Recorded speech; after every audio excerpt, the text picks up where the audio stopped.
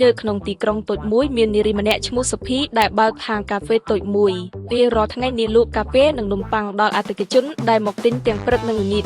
ដំបូងឡើយអាជីវកម្មរបស់នាងដំណើរការល្អ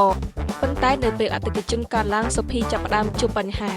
នាងតែងតែភ្លេចថាអតិថិជនណាបានបង់ប្រាក់ឬមិនទាន់បង់ហើយការរាប់លុយចំណូលនៅចុងថ្ងៃក៏ច្រើនតែខុសពេលខ្លះនាងក៏មិនដឹងថាទំនិញណាលក់ដាច់ខ្លាំងឬអស់ពីស្តុកទេ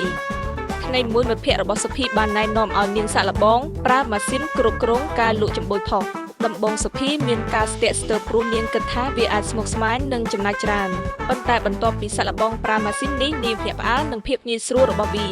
ម៉ាស៊ីននេះអនុញ្ញាតឲ្យសុភីកត់ត្រាការបញ្ជីទិញរបស់អតិថិជនភ្លាមៗគណនាតម្លៃសរុបដោយស្វ័យប្រវត្តិនិងបោះពុម្ពវិក័យប័ត្រឲ្យអតិថិជនវាក៏ប្រាប់នាងថាកាហ្វេត្រជាក់លក់ដាច់ជាងគេហើយនំប៉័ងនិងកែវទឹកដោះគោស្រស់ចិត្តអស់ស្តុកដើម្បីឲ្យនាងរៀបចំទិញបន្ថែមទាន់ពេល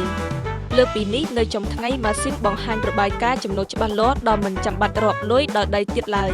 មិនយូរប៉ុន្មានអតិថិជនកាន់តែចូលចិត្តមកទិញនៅហាងសុភីព្រោះសេវាកម្មរបស់នាងលឿននិងត្រឹមត្រូវនាងក៏មានពេលគ្រប់គ្រាន់ដើម្បីគិតអំពីការបន្ថែមមុខម្ហូបថ្មីៗដូចជាទឹកផ្លែឈើស្រស់ដែលធ្វើឲ្យអាជីវកម្មរបស់នាងរីកចម្រើនថែមទៀតសុភីដឹងថាម៉ាស៊ីនគ្រប់គ្រងការលក់មិនត្រឹមជួយសន្សំពេលវេលាប៉ុណ្ណោះទេថែមទាំងជួយនាងគ្រប់គ្រងអាជីវកម្មបានយ៉ាងល្អឥតខ្ចោះ